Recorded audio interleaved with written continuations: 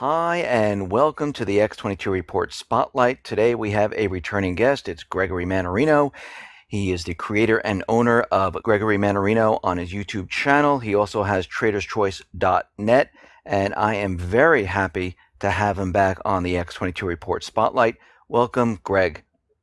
Dave, it's great to be back. Thank you for having me on. I appreciate it. No, thanks for being on here, and we're going through some crazy times right now, and I know you've been reporting on the stock market because I see all your videos. You've been reporting on the economy.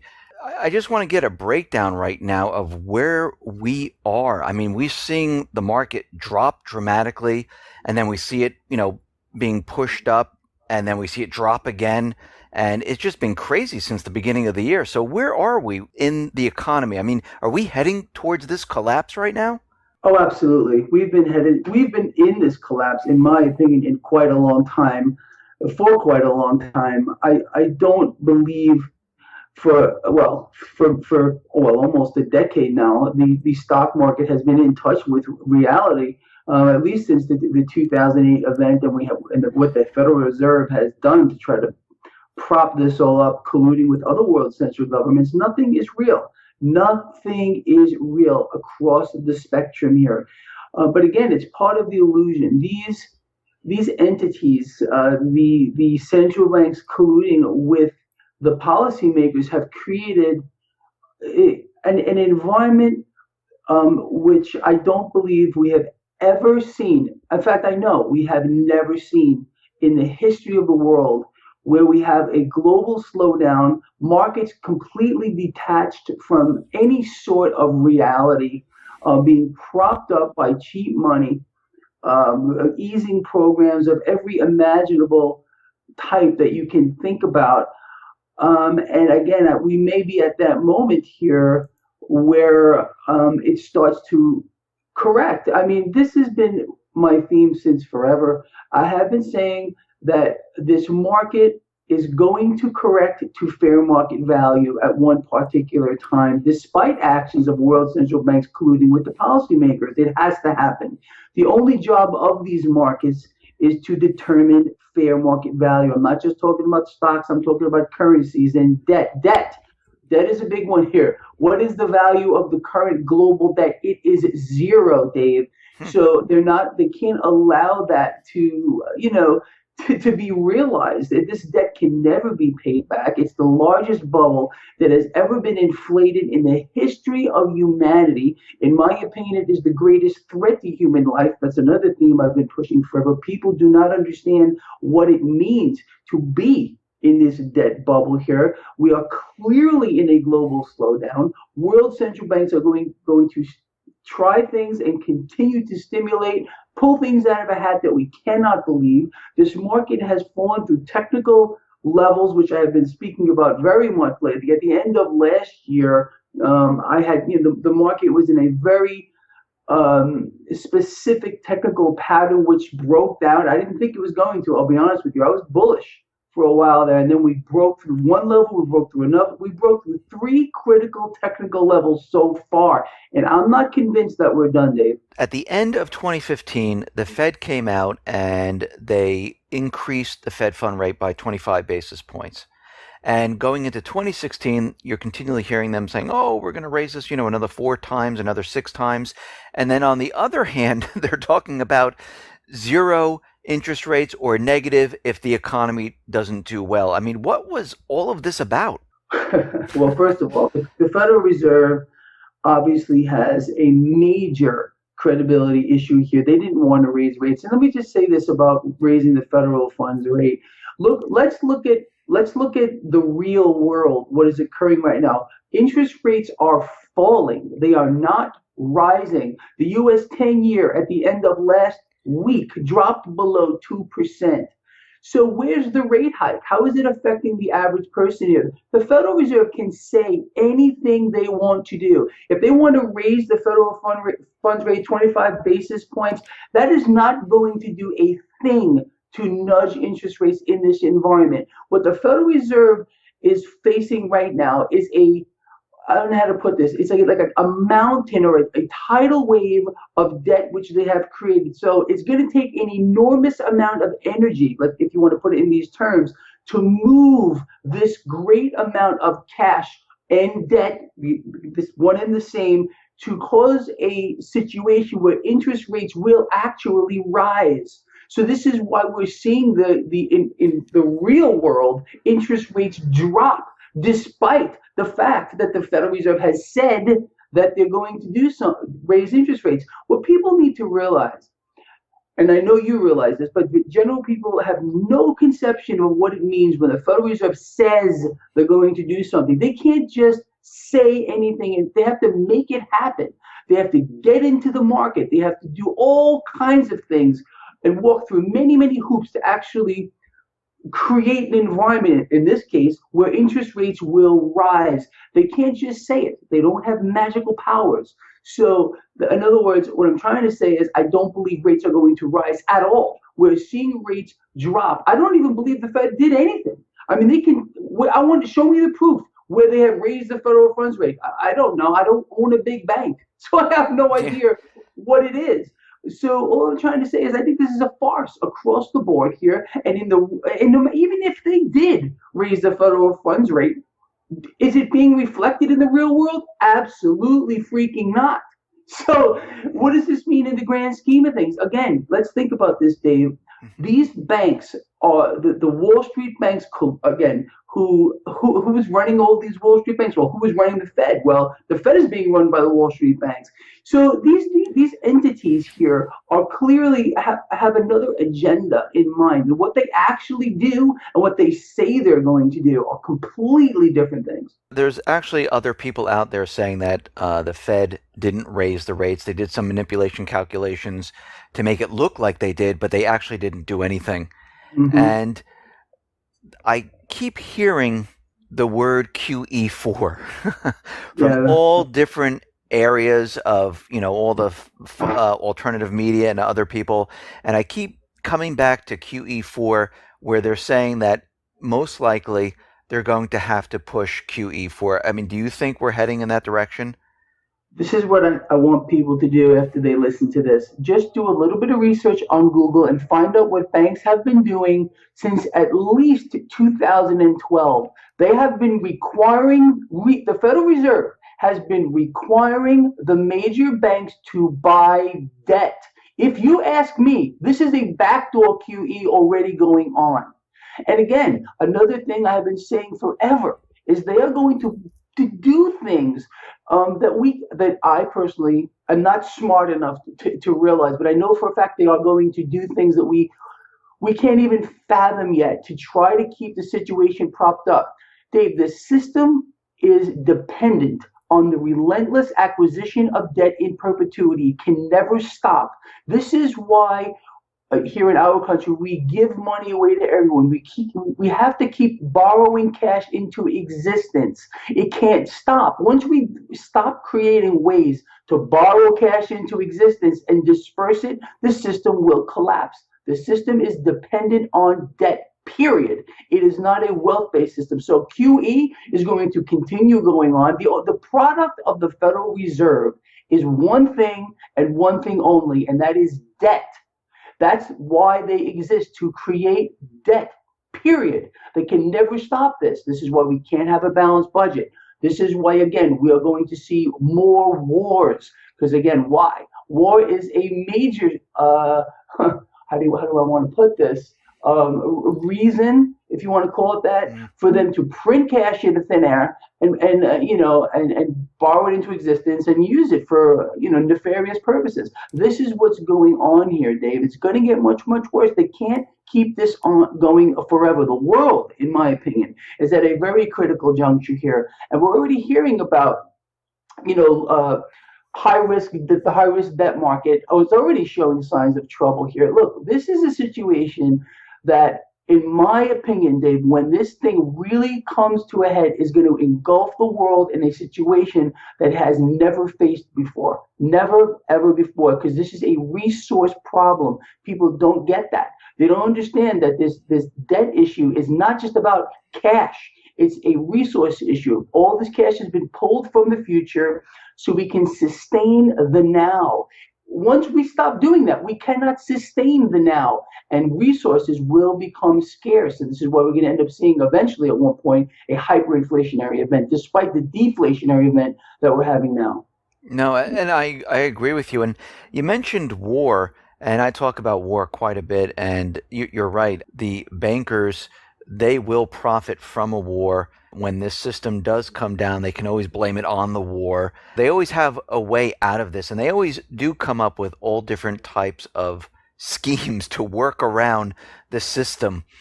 And what's very interesting, and I don't know if you listened to the State of the Union, it's been all over the web, where the president came out and said that the economy is Mm-hmm. doing fine, and anyone that doesn't agree with this is peddling fiction or is a fool.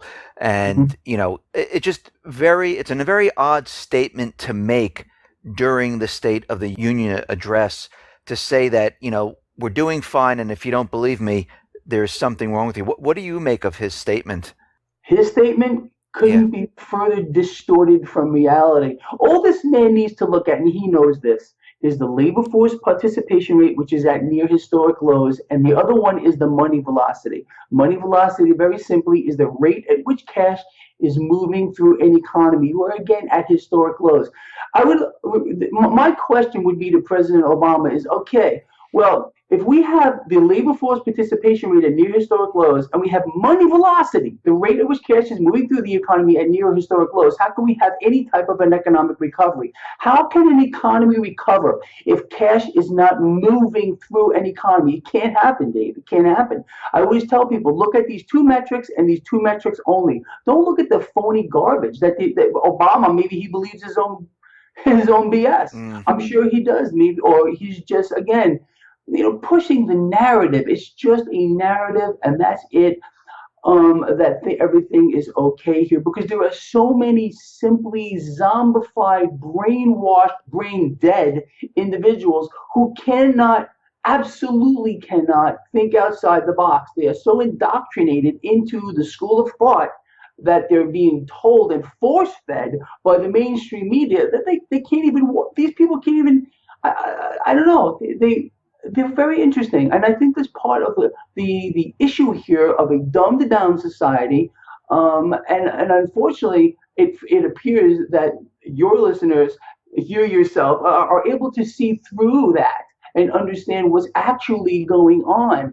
And again, this is why I think it's so fascinating, like we were talking about in the pre-interview, why we're also fixated on all of this, because we're going, wow, how come these people cannot see what is occurring at this particular time? Again, they're believing the mainstream narrative that everything is just okay.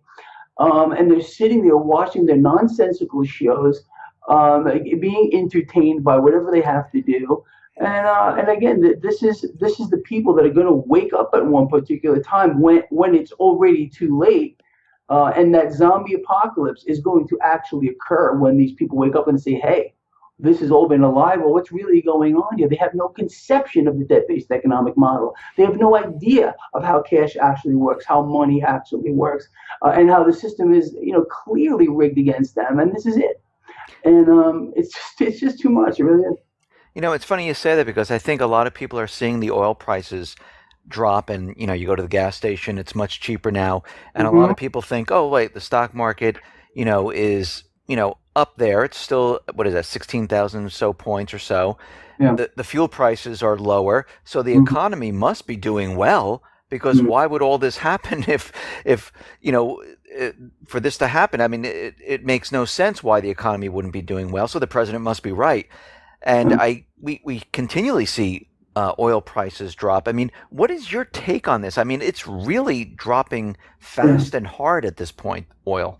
Well, there's a lot going on with regard to oil at this particular time. We have, since the whole issue has been with Iran's glut. First of all, we're awash in oil. That's number one. Number Mm. two is now Iran is going to be pumping oil out and is going to be distributed all over the world too. So we have that issue as well here. There's a lot going on behind the scenes. Why Saudi Arabia is doing what they're doing at this particular time.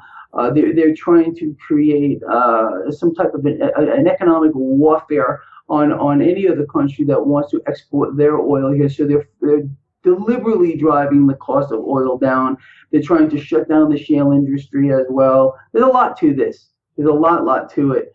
But it's so interesting. I remember the day the mainstream financial pundits were coming out saying, hey, low gas prices is going to be a boon to the economy. Well, what have we seen? We've seen the market melt down since the oil has been dropping.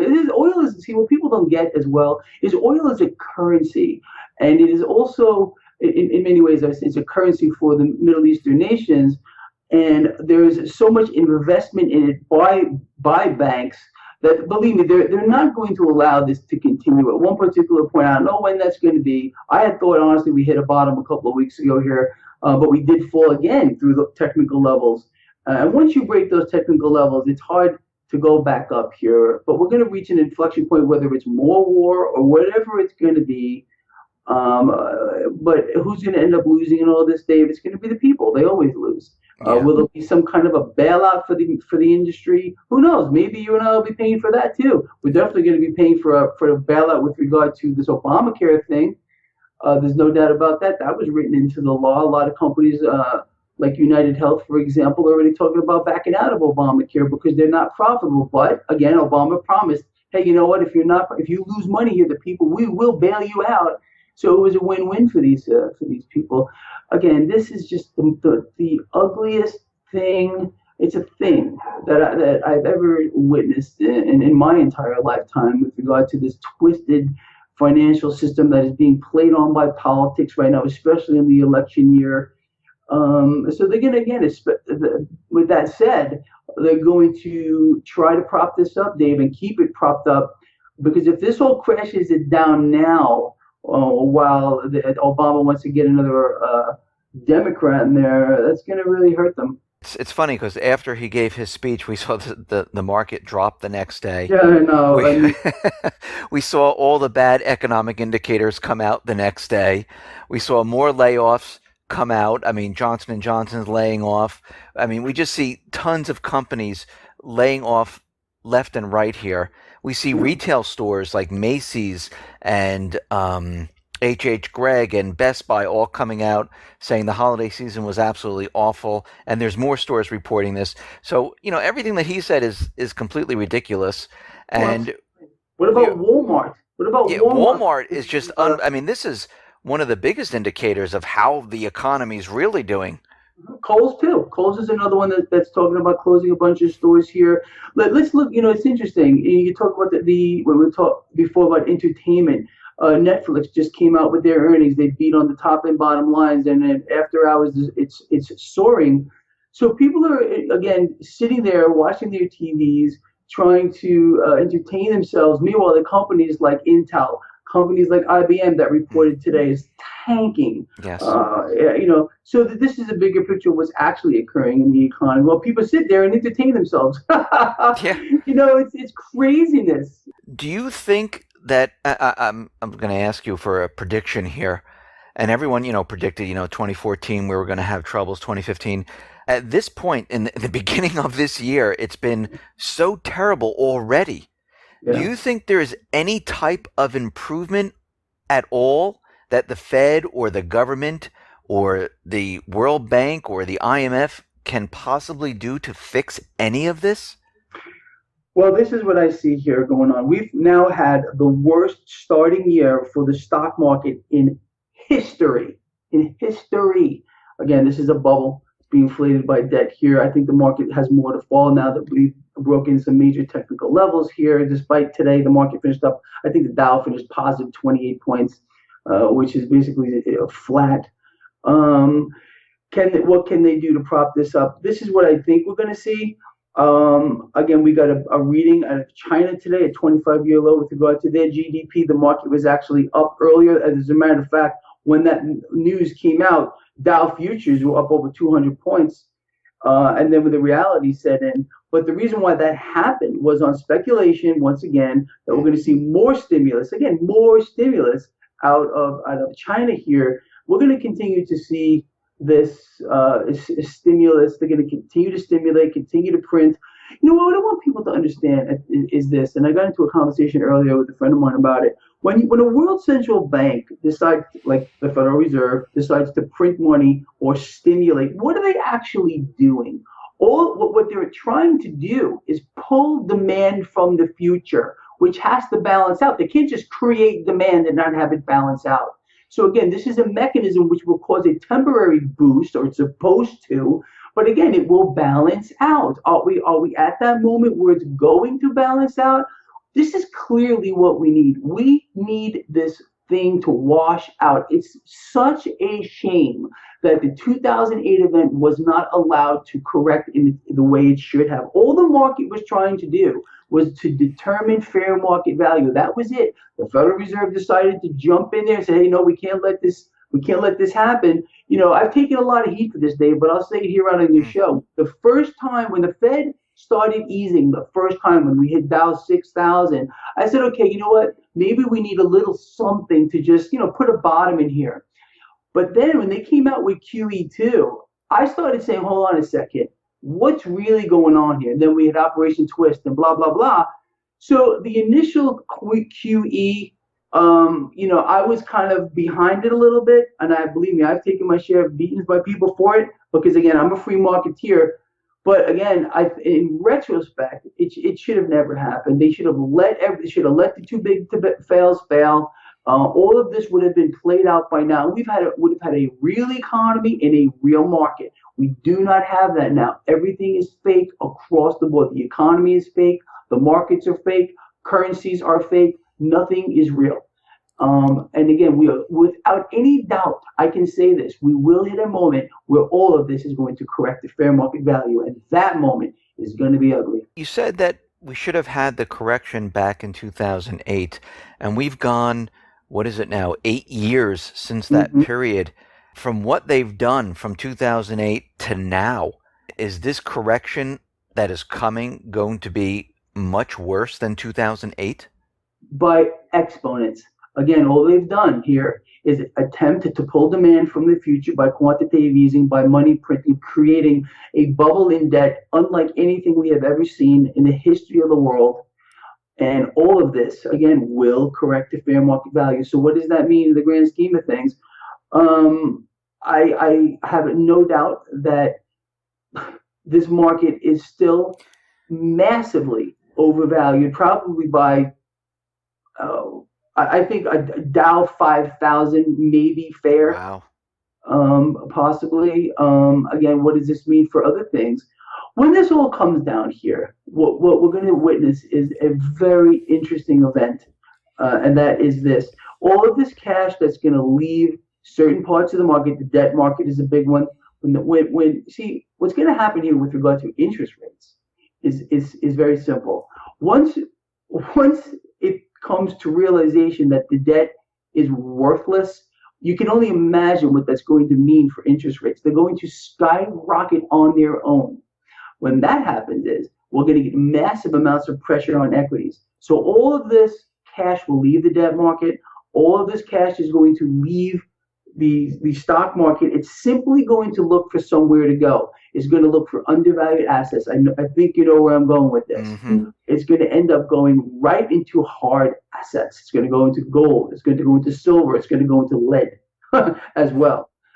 Because, well, again, I have no doubt that when this happens, there's going to be war in the streets of every nation on earth, especially here in the United States, where we do have, unfortunately, I hate to have to say this, the most dumbed down population on the face of the earth. But I really do believe that it's the mission of the mainstream, and President Obama, of course, to keep people believing everything is okay right up until the very last moment. And we've seen this throughout history, and it's going to happen again, no doubt.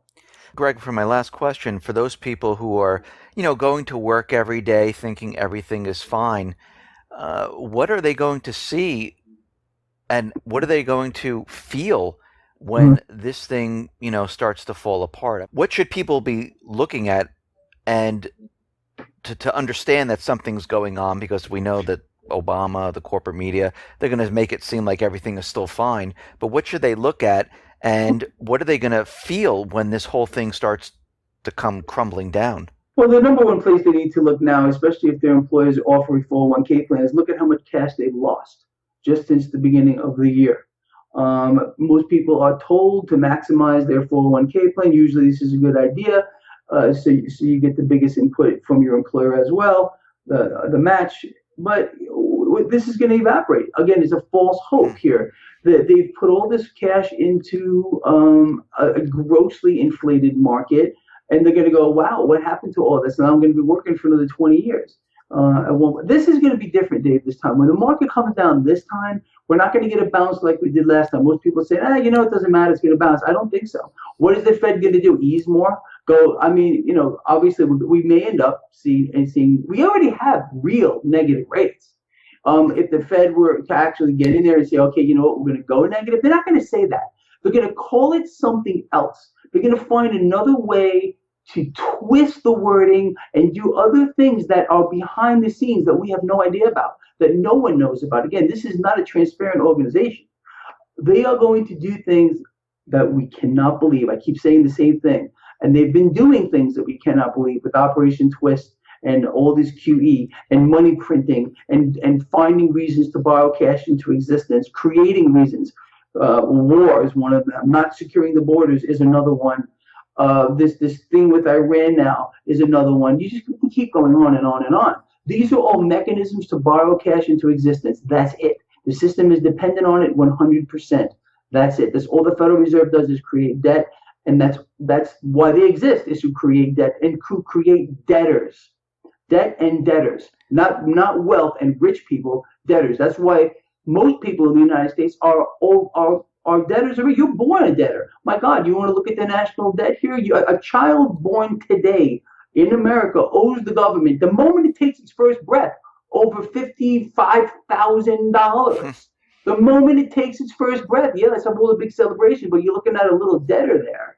And any way people want to look at it and say, well, that's not my problem. Really? You have a credit card? Are you borrowing cash to buy your house? Are you borrowing cash to buy your car? What do you actually own? What's actually your? You don't own anything because the cash isn't even yours. Whatever cash is in your pocket doesn't belong to you. It belongs to the Federal Reserve plus interest that they print out of thin air. That's all this is. Every dollar, every bill is a unit of debt. Period. Is not a unit of wealth. Wow. Greg, how can people get in touch with you once again? Just I'm pretty easy to get in touch. My website, traderschoice.net. My YouTube channel, Gregory Mannarino. Just Google me. I come up everywhere. It's pretty simple. Greg, thank you very much for being on the X22 Report Spotlight. I really appreciate it. Thank you very much. Great to be here. Thank you.